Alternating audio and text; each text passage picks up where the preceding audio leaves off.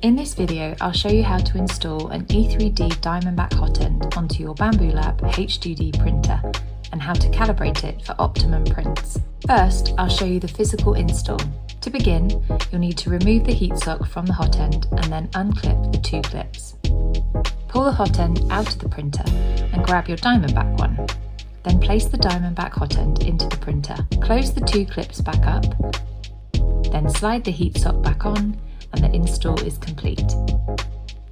Next, you'll want to run a calibration on the machine. The calibration is run using the printer's touchscreen. Press Settings, Calibration, High Precision Nozzle Offset Calibration, and then press Start. Next, add in your filament options, then click Start. The printer will run the calibration for you, and the process takes around 10 minutes in total. The final step before printing is configured in the Bambu Studio. When you've sliced your model and have clicked to print, you'll see this screen. You need to make sure you always toggle HotEnd Offset Calibration off in the bottom right of the box.